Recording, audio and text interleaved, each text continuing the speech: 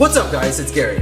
The Acura Integra has been discontinued for quite some time now, but it still has its loyal following, and rightfully so, because the Acura Integra was supposed to be a sportier, more luxurious car.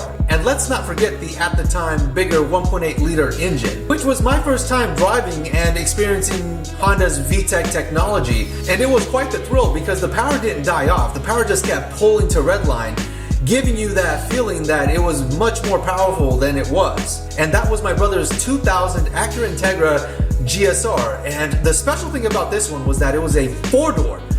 It is pretty rare to find 4 doors in GSR form, and this thing was completely stock. He literally bought it from an older couple who pretty much upgraded to a bigger, luxurious car. But anyways guys, enough with me. Let's get on to the history of the Acura Integra. I want to first make an honorable mention to the Honda Quint, which was sold in Japan through Honda's Verno dealerships as an upscale 5-door liftback based off of the Civic, which was never sold in the US. This was not the first generation Integra, but this would be where the Integra was derived. The Integra was initially named the Quint Integra during this transition phase and later dropped when it came to the US. Honda has always been recognized for economy cars, but they wanted to get into the more profitable higher-end market, and that would require a lot of convincing to the public. Well, they would be the first Japanese automotive manufacturer to introduce a luxury brand to the US in 1986 called Acura. Of course, naturally, their Japanese competitors Nissan and Toyota later followed with Infiniti and Lexus. The Acura Integra was the entry-level model for the Acura lineup and offered a sporty 3, 4, and 5-door fastback. The platform was based off of the Honda Civic but didn't really visually have any similarities. It was slightly larger and received upgrades such as 4-wheel disc brakes, suspension, and better tires, which rivaled the current Honda performance car at the time, the Prelude.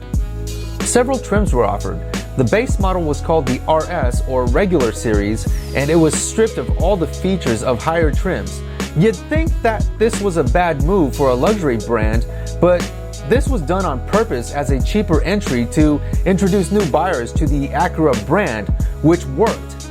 The next trim up is the LS or luxury series, with the top trim being the SE or special edition, and it also has been seen as the LSS or Luxury Series Special and displayed the best Acura had to offer for the Integra.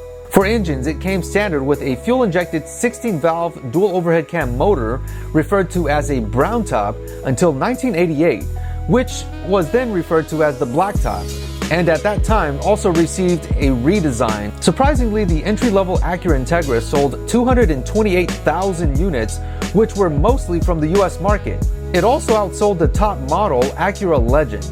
The performance-valued Integra was well received in racing competitions and the aftermarket due to its weight, suspension, and dual overhead cam engine, and it won IMSA 2 years in a row with King Motorsports Integra RS. The second generation appeared in 1990 and really boosted the Integra's popularity. The body style was modernized for its time, even though it was only offered in 3 and 4-door trim now. This was the introduction of the legendary B-Series engine family. Displacement increased to 1.8 liters, which also saw a 12 horsepower bump from the last generation. A revision was introduced in 1992, and with it, a new performance trim called the GSR. It used the B17A1 engine with 160 horsepower and 117 pound-foot of torque, and Honda's VTEC technology, which allowed the engine to rev and produce power all the way to an 8,000 RPM redline. This was only the start for the Integra's popularity. The third generation was introduced in 1994 with a much sportier body style, which still used the same 3-door, 4-door format. Exterior-wise, the US received this front end while the rest of the world received this front end, which referenced the second generation more and was a very popular swap to get those cool JDM points here in the US at that time. The reason for the different front ends was because we in the US have different safety crash standards. There were also two engine options, both being 1.8 liter, but different horsepower ratings on trim, and of course, one of them having VTEC. The most significant thing to happen for the Integra was the introduction of the Type R trim in 1997, which was the race version of the Integra. It included weight reduction, race-oriented interior, suspension, strategic chassis stiffening, shorter gearing, and a limited slip differential, which allowed the Integra Type R to be known as the best handling front-wheel drive car of its time. The most notable performance enhancement, though, was the special rev valve covered Type R engine, which made around 195 horsepower and could rev to 8,500 RPM. This was not just a GSR motor with bolt-ons. The Integra also received exterior revisions in 1999, as you can see here, and other updates.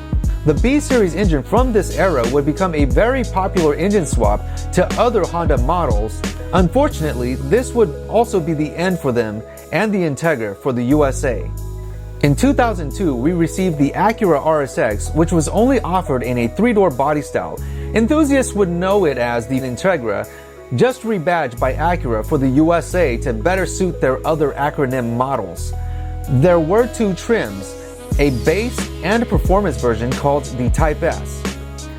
The RSX introduced us to the next generation of Honda engines known as the K-Series, and with it, iVTEC. The I in front of VTEC refers to intelligent because it now implements variable timing control on the intake side.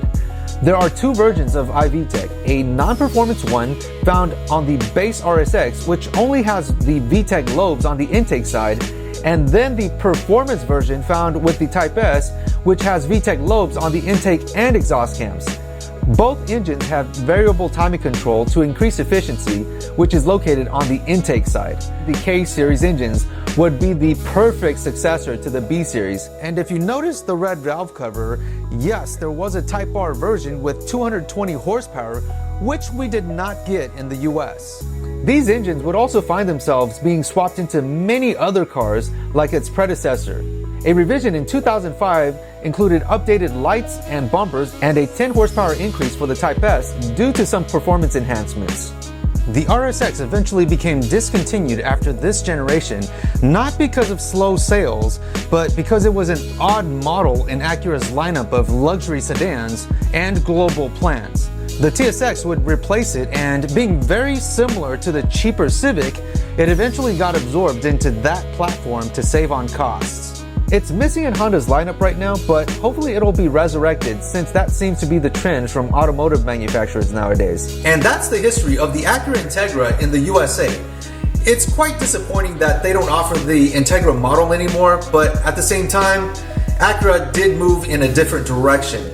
So we'll have to wait and see. Maybe they'll offer another one in the future in a different form, or, like the RSX with a different name. Let me know what you think about the Acura Integra in the comment section below, and also hit that like button and share this video to support my channel. I'll see you guys in the next one.